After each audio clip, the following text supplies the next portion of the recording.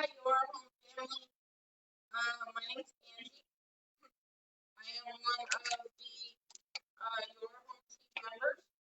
I had to turn the shop lights off because there was too much glare when I had the camera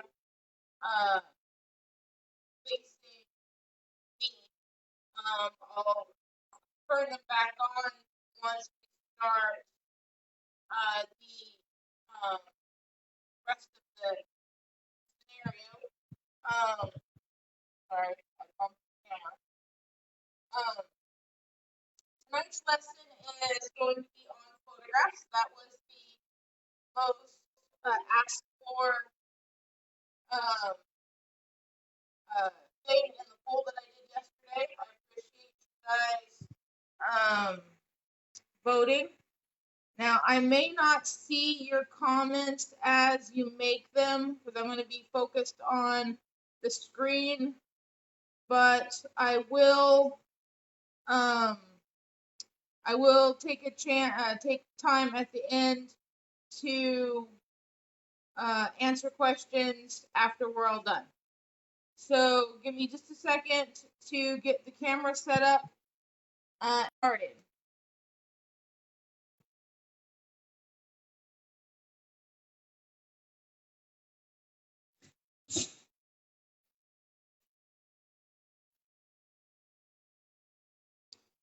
All right, so you guys should all be familiar with the laser GRBL setup. This is a photograph that I'm actually working on for a customer, so I figured you guys could learn while I do this. But we're going to start from the beginning. So I'm going to do the process that I go through when I'm going to do a photograph. First of all, you want to make sure that your source photograph is as crisp and high resolution as humanly possible. You don't really want to try and stay away from like cell phone videos, although the cell phones are getting more and more technological these days, and even those are sometimes just fine. It just kind of depends. But okay, so you want to open a file, and the file that I'm using is this one right here. So you're gonna see this screen. When you import a raster image, now for most you can do the line-to-line tracing with photos, but I have found that you actually get better results with dithering. Now I want to explain the difference. If you look at the line-to-line tracing, it looks much clearer. So you would think that you would get really good results with this. However, it tends to be a lot darker, and it tends to actually obscure the photo. I'm going to show you an example of a finished piece. Now, what I do when I do photographs is I do the images really small on a piece of wood so that it's not taking forever to get, so I can see what the example is. So this first picture was the line-to-line tracing. You see how dark it ended up. When I got that version. So I knew that I wanted to do dithering for this photo. Sometimes it's trial and error. Sometimes you have to just see what's going to look the best. I've actually done some photos where vectorized works really well. Now, if you have, I was starting off with a grayscale photo, so I didn't have to worry about it. But if you have a color photo, sometimes the computer has an easier job if you, since this is already black and white, then clicking that button isn't going to do anything.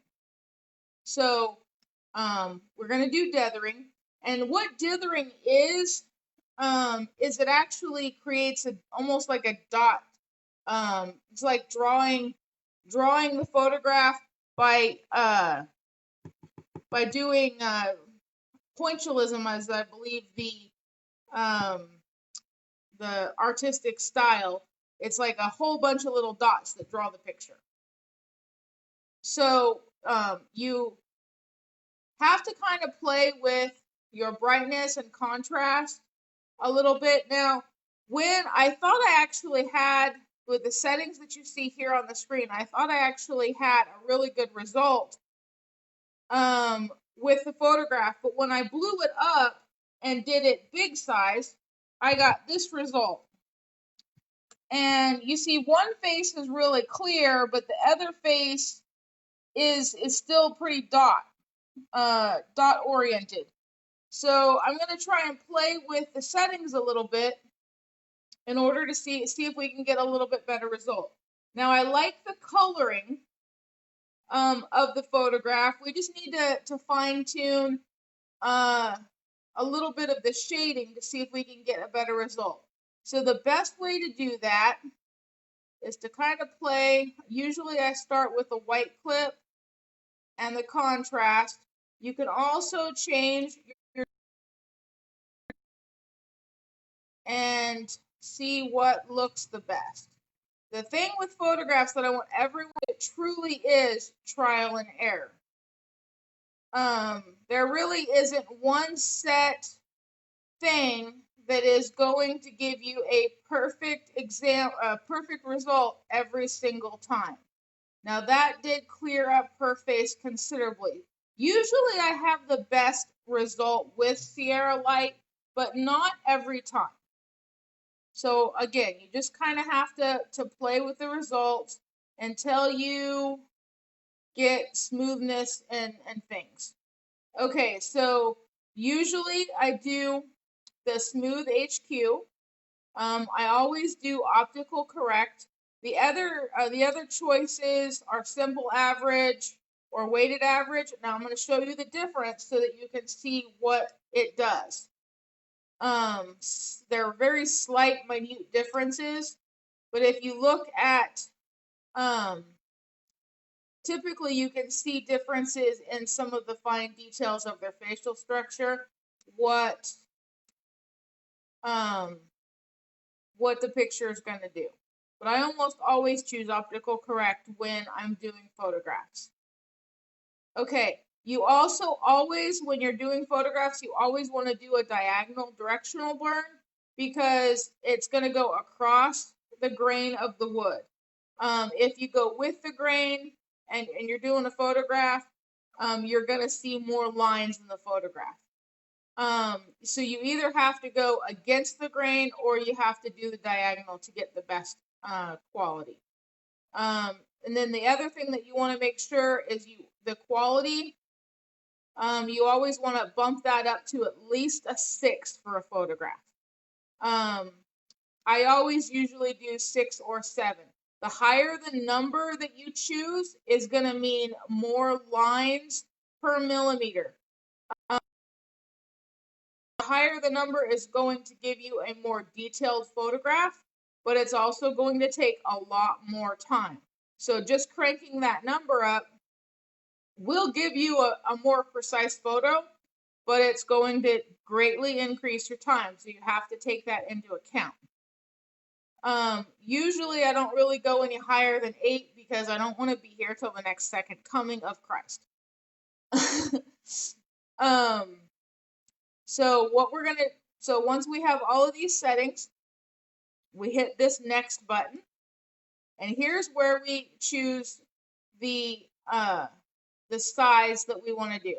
Now, right now, this is going to be about an 8x10 photograph, actually a little bit bigger than an 8x10 photograph.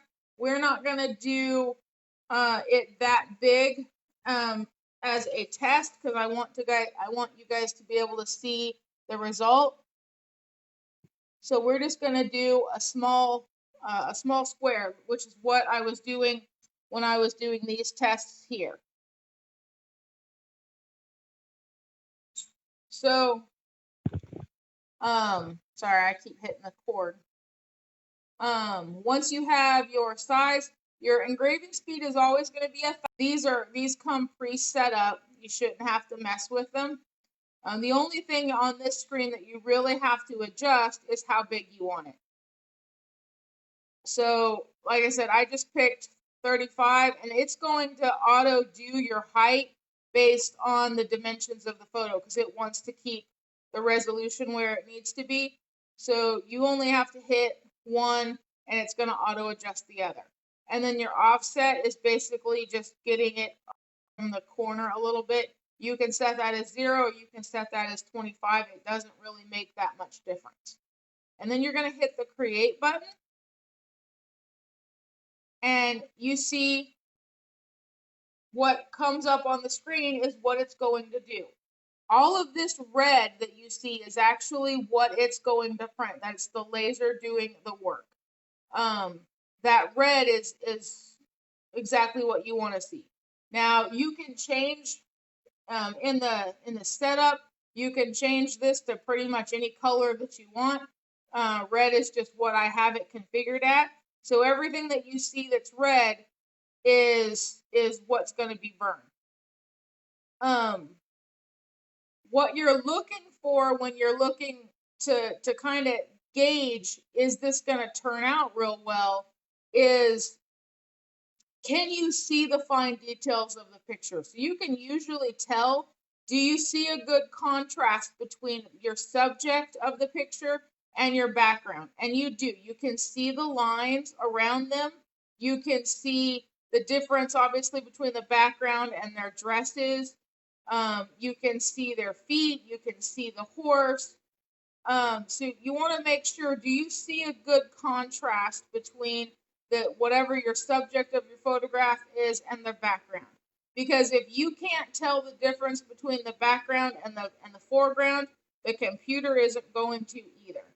So that's going to tell you right away if you can't see all your fine details, or this looks really, really dark, then it's probably not going to turn out real well. Now, before I burn this, I'm actually going to go in here and redo it and change the settings and show you the difference, just so you can see.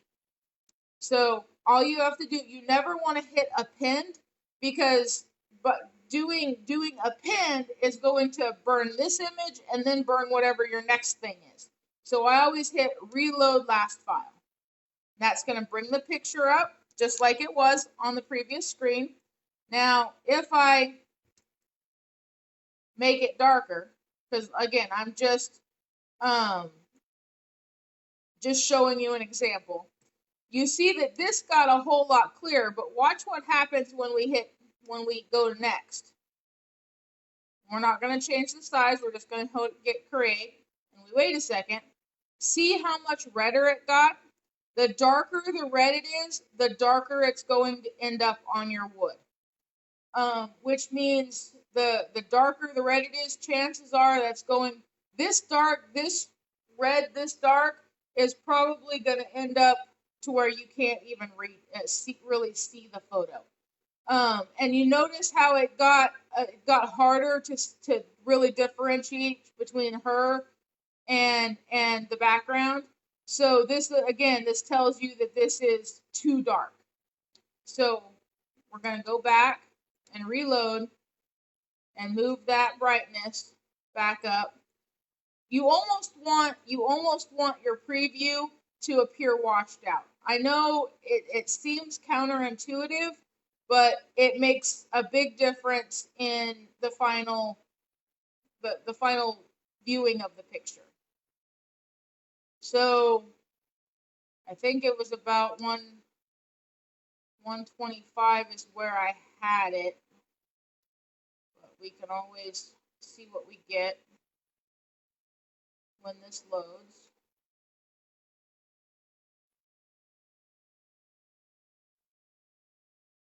All right, so I come over here to the laser, and I get it set to an empty spot on my board. to tell it to go. Now you see this little cursor. This is telling you the progress as it goes across the board. So you can kind of see as it's working where it's at on your photograph. I'm not going to obviously point the phone at or point the camera at the laser because we don't want to burn your all's eyes. So as soon as it's done, which it shouldn't take too long, I'll show you the finished results. While we're waiting for that, do you guys have any questions?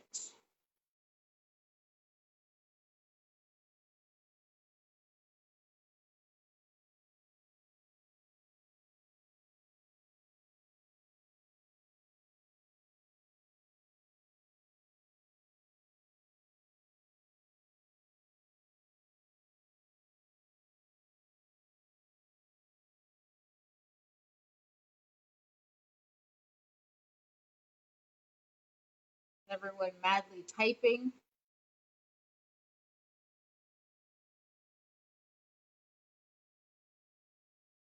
I'm bummed that only a few of you made it. Hopefully you guys are able to watch the video later.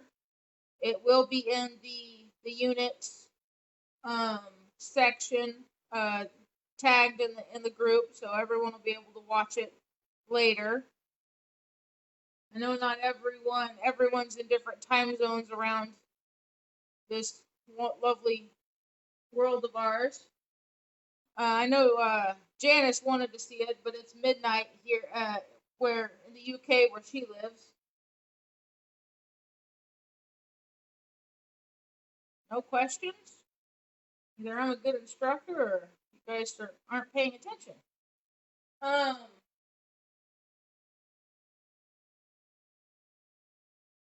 I will show you the basics of photographs in Lightburn as well. And since this is going pretty smoothly, we may actually do just a full intro to Lightburn, because I know that was one of the other topics on the poll that was an option. I told Alvin I would do, whichever was the most popular. We're going to try and do more live video sessions. I don't know if it'll be every week. I can't necessarily promise that, but we will try to do it at least a couple times a month, because I know there's more and more people purchasing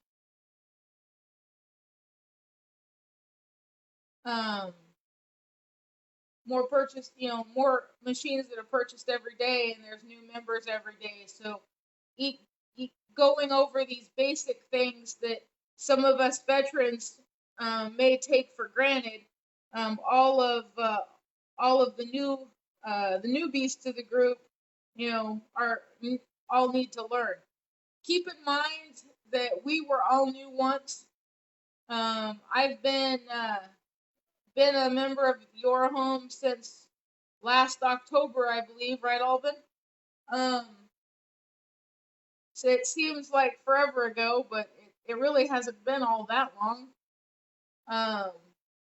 And I Robin's shoes being I just picked Robin because I know she's relatively new. Not to pick on you. Just trying to figure out everything I can, soaking up all the information from the veterans that were around when I first started, asking them questions that they were probably going like, why doesn't she already know this?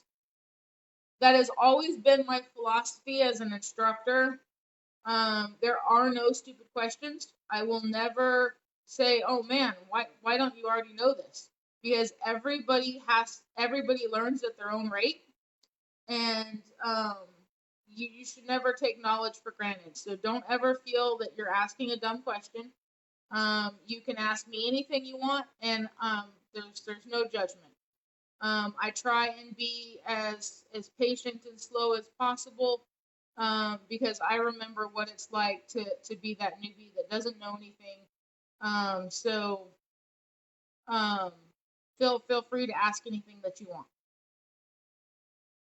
It's you can see from the cursor on the screen that it's about halfway done, um, and I'm fairly happy with the results so far. I'll show it to you as soon as it's finished.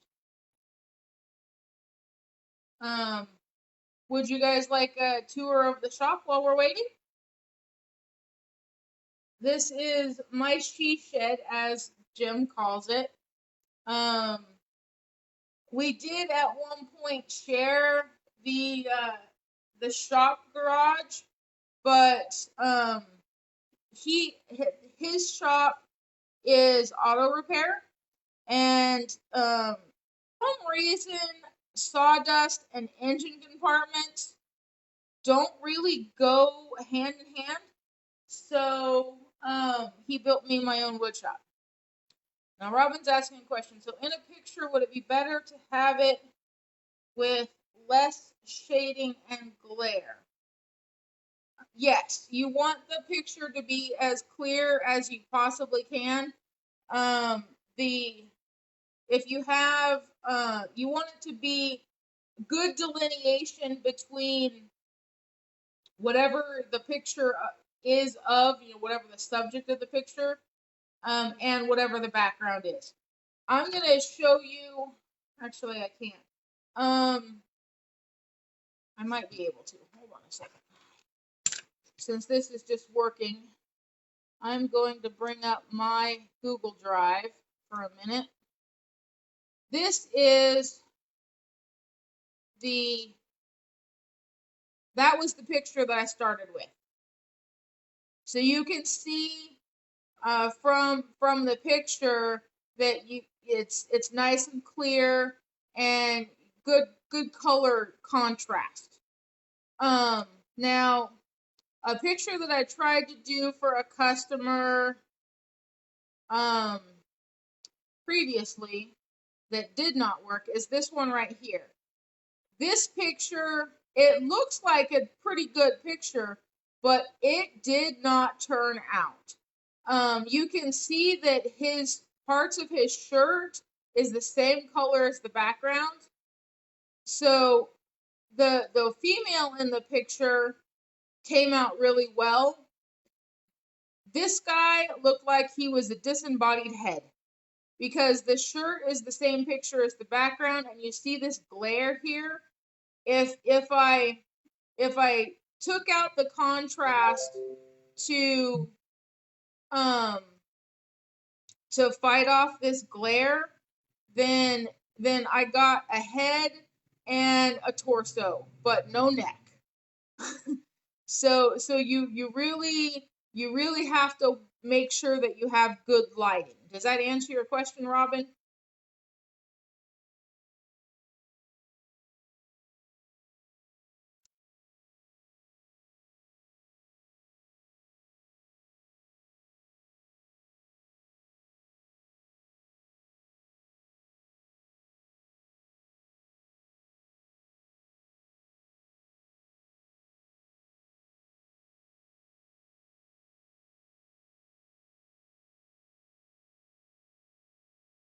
Hopefully you're typing.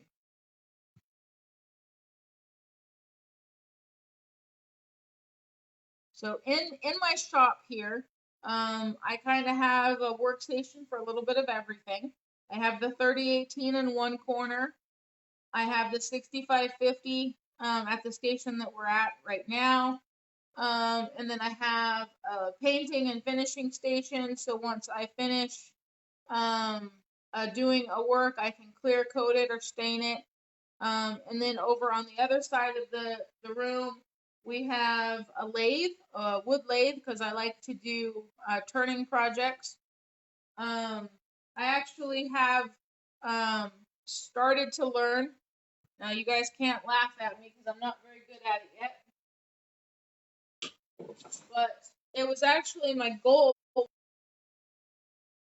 that I wanted to make my own tumbler, wood tumblers, and then use the 6550 and the rotator to put images on them. So I have the wood tumbler, and then I have to put the image on it, but I can't quite get the tumbler deep enough to get the insert in. I'm still learning about hollowing things out.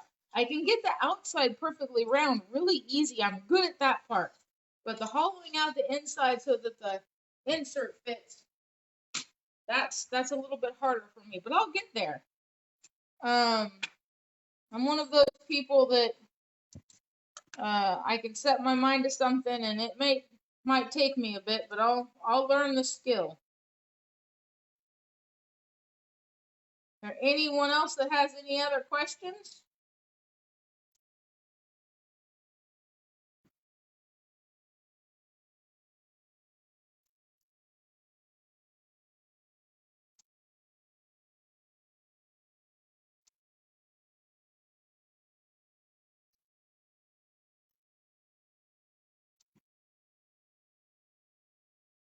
I don't really like dead air on live videos. It makes me think I need to say something just so you guys know that I'm still here. While we got another 2.5 minutes, looks like. Now you can tell for those that are still new, it always has your projected time right here. It says it should take about 14 minutes. And you have your progress bar right here, so it tells you how long it's been since it started. So it says it should be done in about 2 minutes. Now, again, for those that are learning laser GRVL, right here, if let's say it started out and I didn't really like the power settings, I could on the fly while it's working click here and adjust my power and speed, and then just click away from it to not make any changes. You also have this magic walk and hand. This is your emergency stop. If something goes wrong and you need to stop the laser as it is, you just hit this hand and that's going to stop the work. And then you hit the walk guy to restart. This is also a great feature to pause a work temporarily. So it is almost done, just this last little corner, and we'll pull it off so you can see exactly what we ended up with. Hi, Kathy. Welcome to the party.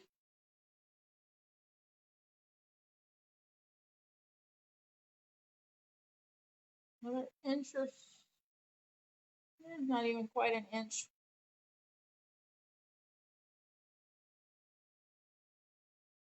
Little bit left, almost done.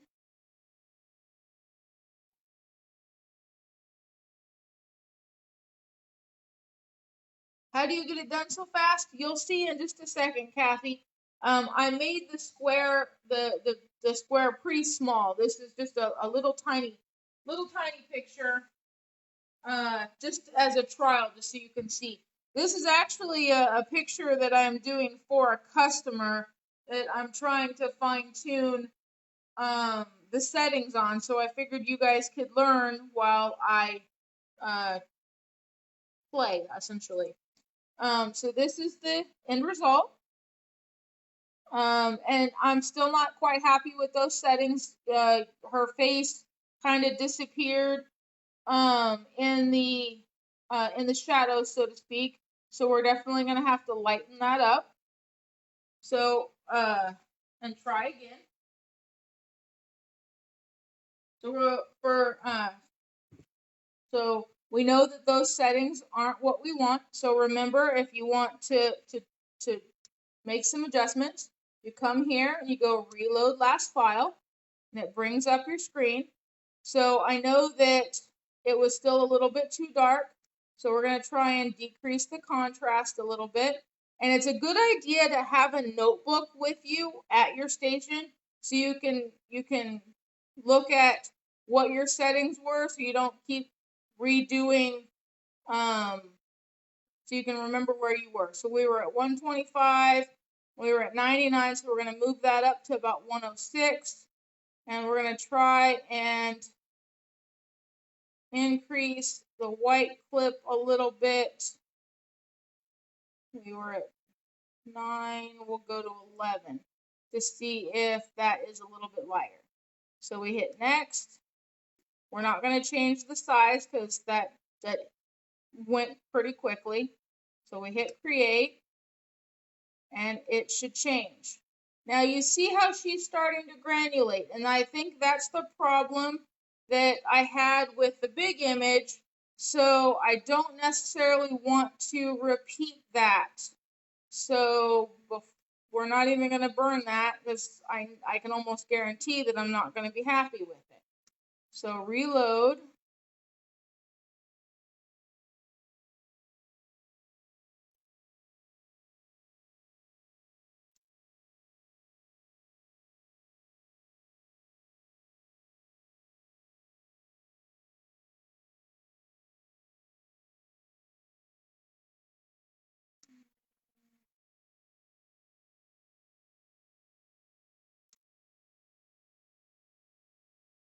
See what that gets us.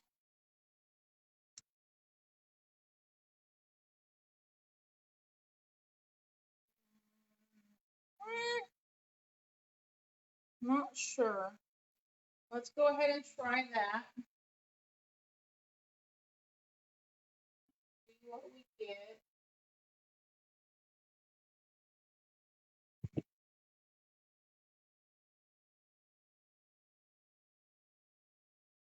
So just move the laser to a different part of the scrap board and hit the little green arrow to go, and it starts. And it should take about 13 and a half minutes. So that's basically the process. And again, I recommend doing these little photos until you are happy with the small photo. If you're happy with the small photo, then chances are you're going to be happy with the big photo once you blow it up to the size that you need. So since Kathy joined us late, I'm going to show you why I did the changes that I did. So when you are setting up a photograph, you hit the load open file, or in this case, since I was redoing the photo, I hit reload last file. You're going to want to do dithering instead of the line-to-line tracing, because the dithering actually does usually it does better contrast for photographs. And then it's trial and error. You want to just play with your settings, your brightness, your contrast, and your white clip until you get a decent preview here in the screen. This is the one thing that I like about Laser GRBL with photographs versus Lightburn. I am a complete can you start a photo in the middle? Do you mean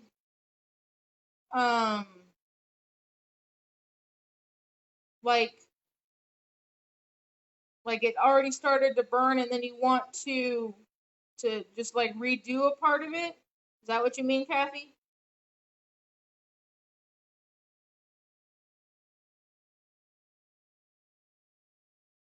So like if it jumped or messed up or skipped lines? I want to make sure that I'm understanding your question.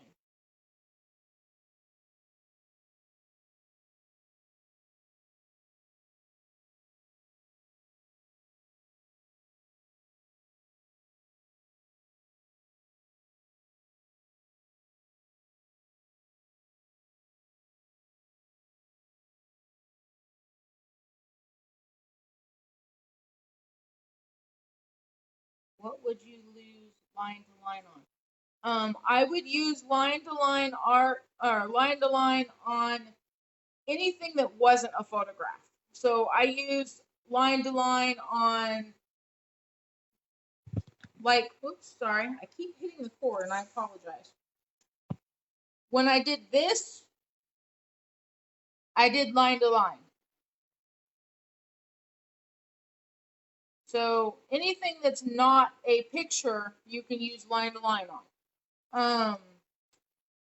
If you do, because that's the one thing that the Laser GRBL is about, that's different from Lightburn, is it takes a JPEG or it takes an SVG and it burns what it sees. It's just, there's not that adjustability of it. I was burning and some did not burn well, so I want to start there without doing the whole picture. Okay, that's what I figured you meant, Kathy. Now, about the only way that you can do that, there is a way to do it, but so let's say, I'm going to show you something to help me explain. You see this? See where it started? It messed up. My machine, if you guys have seen Tom Lavoie on the group, he designed drag chains to keep the cords out of the way. So while the drag chain accidentally caught on the wood and it made the laser skip, which really ticked me off because it was turning out so perfect. So I hit the red stop button because it was obviously not, it was going to be a failed burn. So if you're mid burn and you realize it's going to mess up or that you bump the laser or something, and you hit stop, then when you restart the file, it's going to ask you, do you want to go back to the beginning or do you want to start from where it left off? To my knowledge, that is the only way that you can start a job in the middle, is if you stop and then restart. There may be a way, Kathy, to start in the middle without from a new project, but if there is, I'm unaware of it.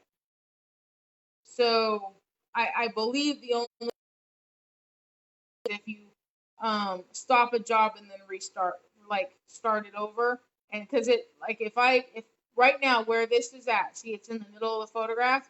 If I were to hit stop and then I were to hit go again, it's going to ask me, do I want to start over or do I want to start where it left off? So unless you do that, I think that's the only way to get it to start in the middle. Now we may be able to get a more definitive answer to that question on the Laser GRBL forum, because by all I will freely admit that I am not an expert at Laser GRBL. I'm not an expert at any of our softwares. I've just gotten to where I'm pretty comfortable with them. That I don't mind teaching, so I can. I've been around for a few months and I've made a lot of the newbie mistakes. So I don't mind helping out those that are newer than me. But I am in no way consider myself an expert. So again, waiting to see the results of this. It says it should be 12 minutes in total, and it's been 7 minutes, so we know we have another 5 or so. And you can follow where it's at on the screen by the little blue cursor. That is actually the one thing that I really like about Laser GRBL, that it does that Lightburn doesn't.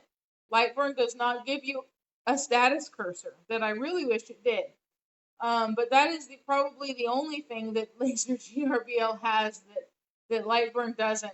I really prefer Lightburn for all of my other artwork. The only thing that I use Laser GRBL for is pictures. Um, I use Lightburn for everything else. Um, and a lot of people may ask why. The biggest thing that reason behind that is you see in Laser GRBL you load a picture and it's going to um, it's going to load exactly what it sees. There's no adjustability really. Um, you have your brightness, contrast settings, and you have your sizing. And as soon as this is done, we're gonna switch over to Lightburn, and I'm gonna show you some tips in Lightburn so that you can see the difference. For those new users that may not have ever used Lightburn before, I'm gonna try and show you why you really need to, because it makes the world of difference. Um, so the just gonna give this a couple more minutes. Now you can have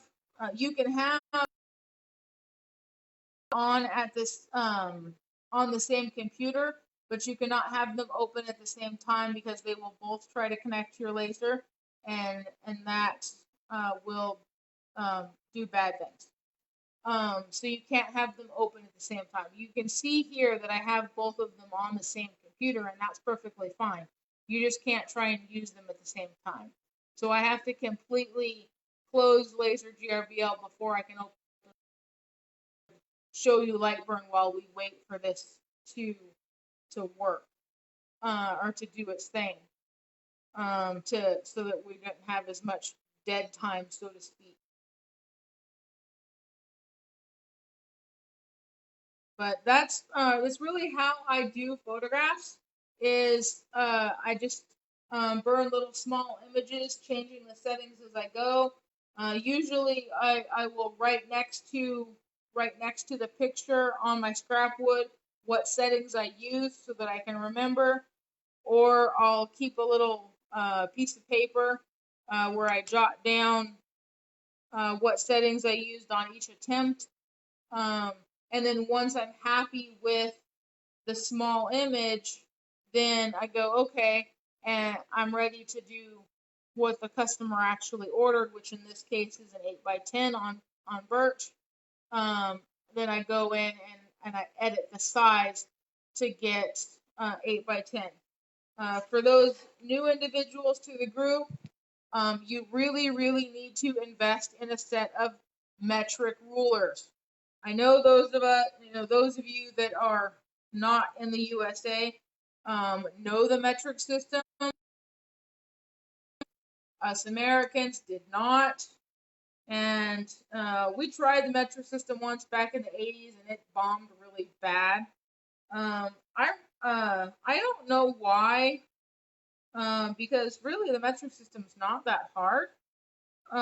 It's tens, and who can't count to 10? But I guess those that do woodworking are the minority, because everyone else hates the metric system.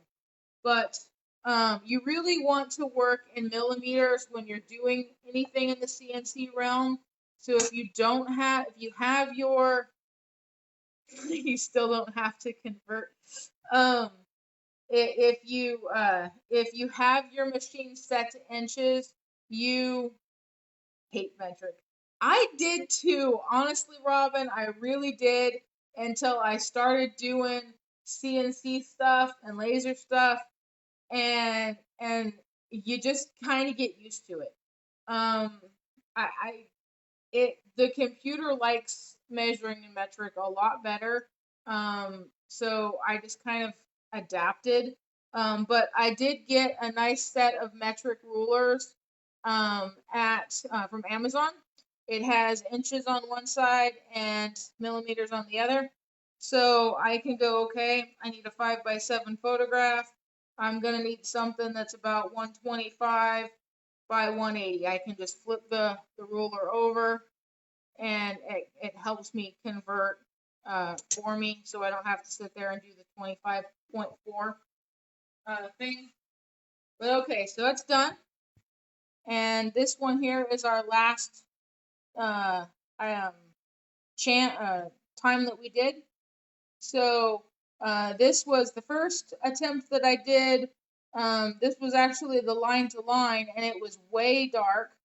And then I did the first attempt at dithering, and that got pretty good results. I was actually happy with that result, enough that I went ahead and blew it up.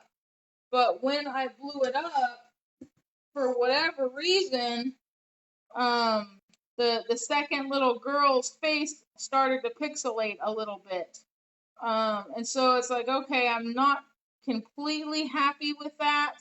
That happens sometimes with dithering as you expand, because what dithering is, again, is drawing the picture with a bunch of little dots. It's called pointillism, I believe. I'm not completely sure. So I knew that coming in tonight that I needed to make some adjustments to that. So I went to this one here. Yes, Rick, this is recorded. It will be saved on the group, so you can watch it as many times as you need to. Then this one was still, I changed the settings, and this is what the final result was. So that's really all there is to photos and laser GRBL. Is there any questions before I switch to Lightburn?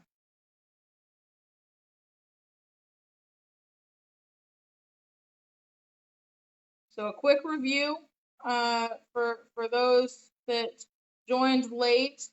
You come to File, you hit Open File, and we're going to do Reload Last File because the pictures that we're using is already up there. You hit Smooth, Optical Correct. Those are just, again, those are settings that I've tried all the other choices and I've had the most luck with. You're more than welcome to play with all the different choices. But again, I've been there, done that, made mistakes, and I've found that these are the options that work the best. You hit 1-bit black and white dithering. The dithering options, you have a bunch of different options, and you can see the differences between all of them. I usually have the best luck with either Sierra Light or Floyd. Floyd Steinberg. Those are usually the ones that I have the most luck with. You always want to do a diagonal burn, or at least go against your grain. So if your grain's going horizontal, then you want to burn vertical. If it's going vertical, you want to burn horizontal. But I always tend to have the best luck with a diagonal burn. And then you want your quality to be at least 6. You never want your quality on a dithering to be less than 6. The higher the number that you use, the clearer the photograph is going to be, but you also run the risk of, that's how many lines per millimeter. So it's going to significantly slow down your process if you crank that up to a huge number. You're probably going to get a much clearer photograph, but you may be here forever. And then you hit next, and then you're going to pick what size you want. You don't really want to change any of these other settings. You just want to put in your size. You typically only have to put in your width, and it's going to auto select your height based on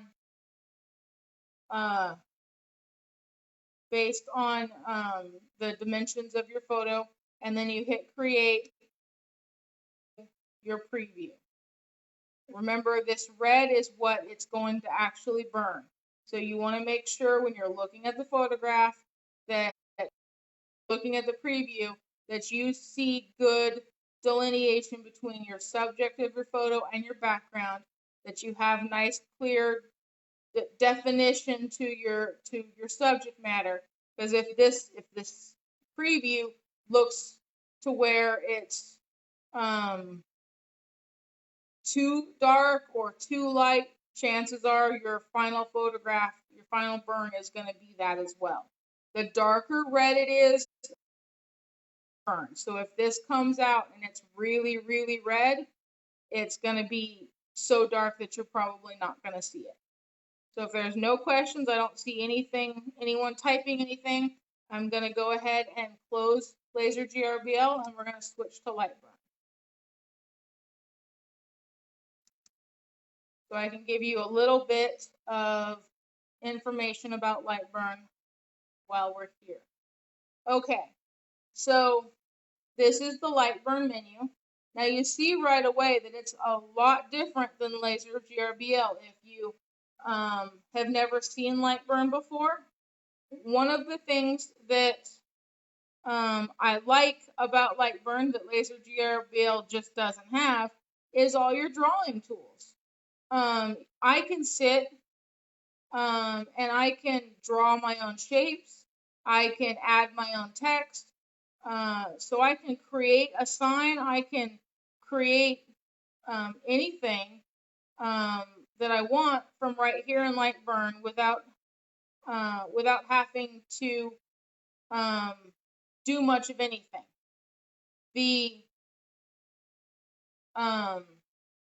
Now, Kathy, if you're still watching, here is one. If you do a photo, be able to go to a certain point like you were using, because this is one feature that Lightburn has that Laser GRBL doesn't have. This button right here, this little pinpoint, this actually allows you to move your laser to a certain point on this page. That's one feature that Lightburn has that is phenomenally awesome.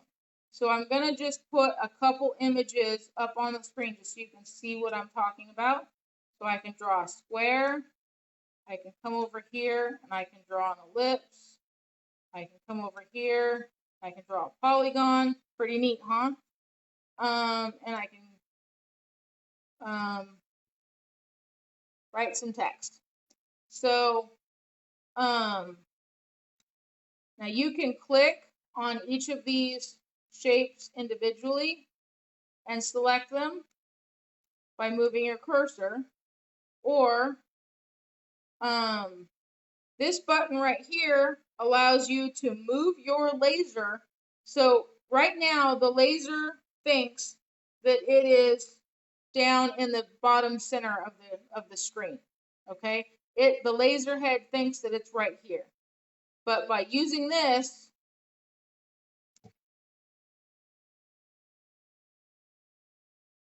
my laser, I know you can't see the laser itself, that coordinate. So in theory, Kathy, if I had a photograph up here and I wanted to start the photo, if I wanted to burn from a certain point, I would hit this button right here and I would touch my mouse to that and it would move the laser to that point. So that is a way that you can get to a certain point on your workpiece. So we're going to select all of that and hit delete to get rid of it. And I'm going to open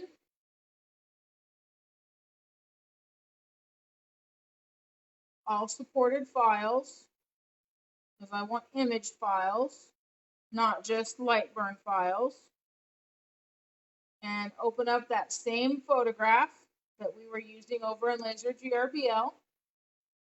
Okay.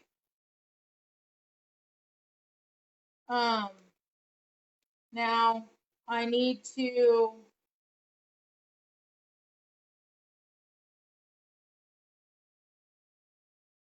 make it smaller so that it's within my workspace.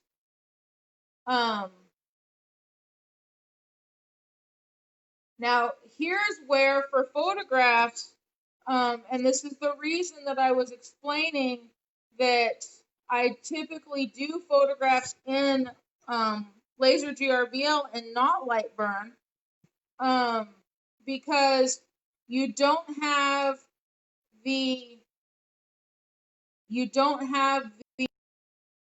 settings that that Lightburn or that Laser GRBL has here.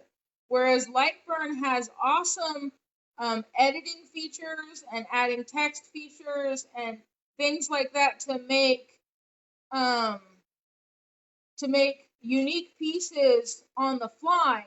It does not have your photo editing, your brightness and your contrast, at least not that are as easy to use. It does have those things to a certain extent, but it does not have them as readily easy to adjust that that Laser GRBL has. So you for photographs, that's why I choose Laser GRBL over Lightburn. Lightburn wins hands down for anything else that I'm working on. It's not as easy to work with photographs in this program. So you get it the size that you want, and again, it tells you your size that your photograph is right here. I want you guys to pay attention to this as I move the image. It changes the size. So again, we're gonna do it fairly small. We don't want the sample burn to take forever. For just so you, if you have never used Lightburn before, access my device settings from right here. You hit devices, and I know that I'm running. It knows that I'm running. And this you can it knows that my max work size is here. My origin is at the front left, and auto home is disabled. If I wanted to change any of those settings, I would hit edit. If you're having trouble getting your, when you first turn on Lightburn, it has a auto detect feature kind of built into it where it's going to kind of find your laser automatically, or you can do the things, you can do your setup manually. So I can hit find my laser if like I had created or plugged in a different laser other than GRBL. It's able to have more than one laser on a Lightburn setup. So if you have more than one laser, you can actually control lasers within Lightburn. So if I had like two 6550 machines, I think, at least in theory from what I've read, you could have both of them on of Lightburn. I haven't tested that because obviously I only have one, so I'm not 100% sure on that. But you can find my laser, we'll find it manually, let the system find it, or you can create a profile here. So that's your devices. If it didn't automatically detect your COM port, you can force it to look in one, and also what language because there's different lasers that use different languages. There's GRBL lasers, or there's smoothieware lasers. You can also set your job origin to whichever one of these buttons that you want. Then you can start from current position, origin, or absolute coordinates. I like to start from current position. That gives you the ability to almost have a floating zero, because wherever, since the laser isn't on, I can show you the laser. Wherever that becomes my origin, so to speak.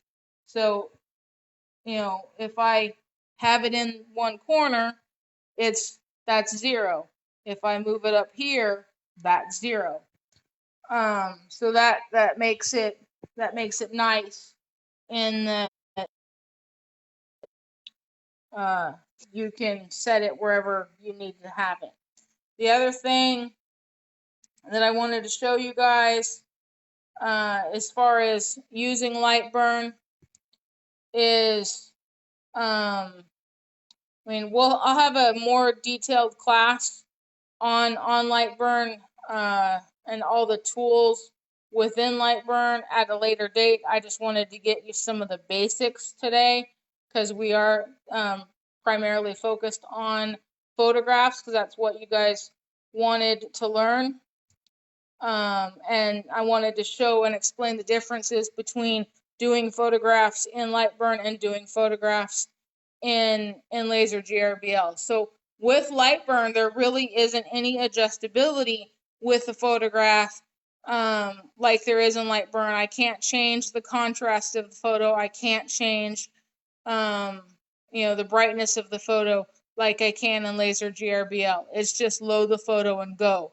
So it's just doing a copy of the photograph. Do all pictures have to be converted to a different file? The JPEG in either program?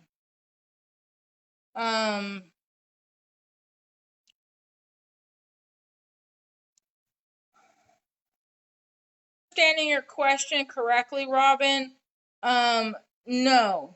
If you noticed when I hit open for Lightburn, I told it to show me any image file. So it will, Lightburn will accept a bitmap, a GPG, a JPEG, a PNG, a GIF, a TIFF.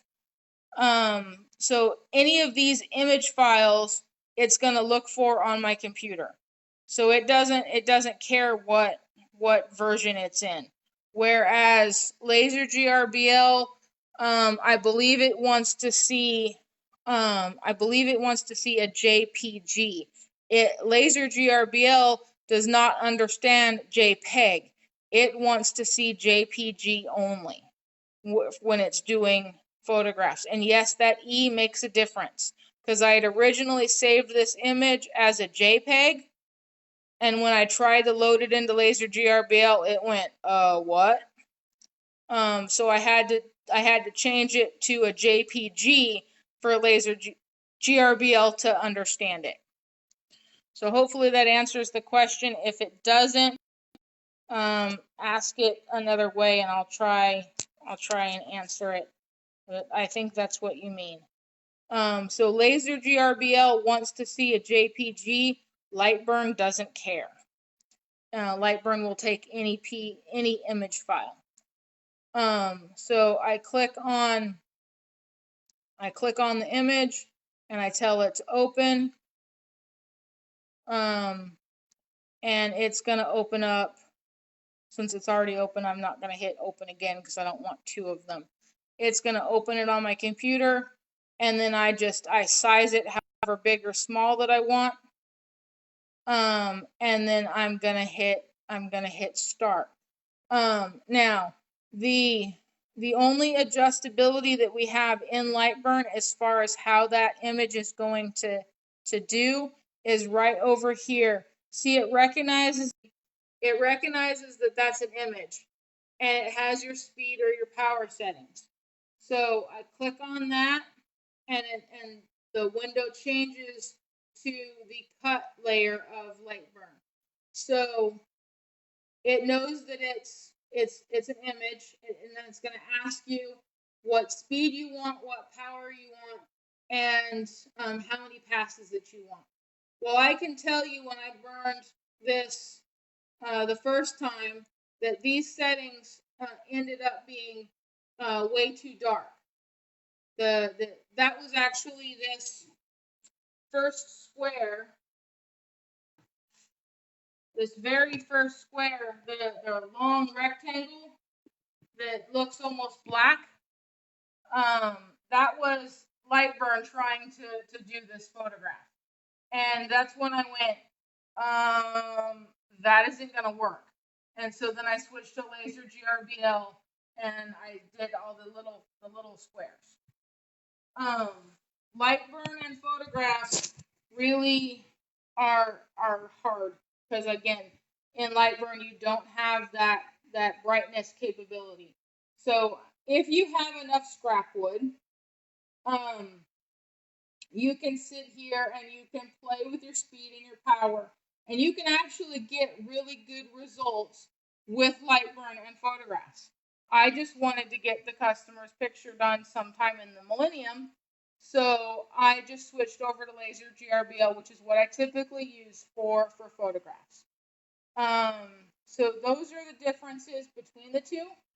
Now, for those people that use laser GRBL, the camera's going to boggle for a second because I'm putting it back in the camera holding so I can use both hands. Laser GRBL that have not put the custom buttons in. Oh, I see a lot of people on the group that ask for how to center your artwork and things like that. That's another difference between laser GRBL and Lightburn. Lightburn has those features built into it.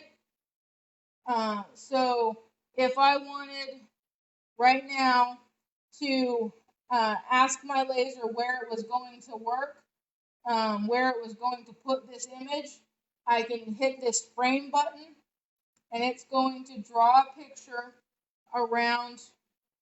And I know you guys can't see my laser moving, but it drew a picture around where this was on my workspace. So if it wasn't quite centered on my piece of wood, I can move the laser or move my piece of wood so that it was more, if I saw when it drew the picture, it was too tall or too left or right, I can make that adjustment and then hit frame again, and it will draw another picture. It basically just draws a box around where it's going to put your image, and that's how you center your work. Whereas you have to have a custom button in laser GRBL, this is already part of the program. And whether it, right now in my setup, it only does that with the laser off. There is actually a setting in the tools. If you go into, under edit, under device settings and machine settings, you can actually tell it to enable the laser on for the frame, so you can change that feature so it'll actually turn the laser on to do the frame. I just don't really need that. I just use the frame to center. I don't need the laser on to do it. Now, this does have, like I said, a little bit of image options, but it doesn't have the capability that laser GRBL has with your brightness settings. So that's why I choose to do photographs in laser GRBL. Did I cover everything that anyone wanted to know about photographs? Do you guys have any questions at all before we end?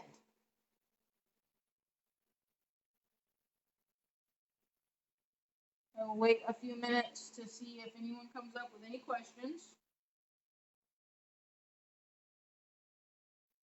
that I can answer about photographs.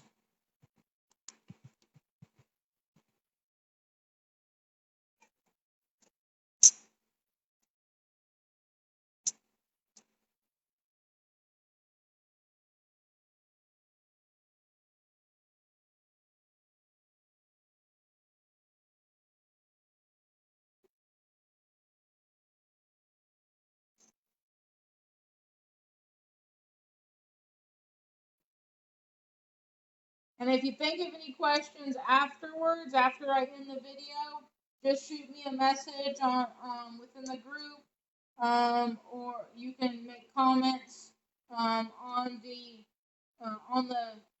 link to the video, and I'll try and answer them. You can send me an email. I'm usually pretty readily accessible. Most of you guys know that you can call the 1-800 or the 833 number, and you'll get me. You can just shoot me an email at arary@yourhome.com. I try to watch the group as best I can. For those of you that didn't buy your machine by calling and talking to me beforehand, I am a nurse during the day, so I typically am only available on downtime, which happens sporadically, actually during working hours. And then I do your home stuff in the afternoons and evenings, which is why my class was when it was, because it had to be after work. But I'm usually pretty readily accessible, so if you shoot me a message or something, I get to it as soon as I can. So I'm not seeing any questions. Wait, something just popped up. Has helped out a lot. Did 3 small picks as you were talking, and each one got better. Thank you. I'm glad I was able to help, Robin. And if you have any questions at all, don't hesitate to reach out to me. Again, we will have other topics. We want you guys to learn and become veterans. And we love seeing what your creativity comes up with, as everyone has their unique talents. And I get inspired by your guys' work all the time. I believe it was actually Kathy that inspired me to get a lathe, because I saw some of the artwork that she did with her tumblers and being able to burn on the tumbler. And I saw that, and I told my husband, buy me a lathe, because I want to learn to do that. So I learn from you guys just like you guys are learning from me. So please go be creative, and that's it. Have a wonderful evening.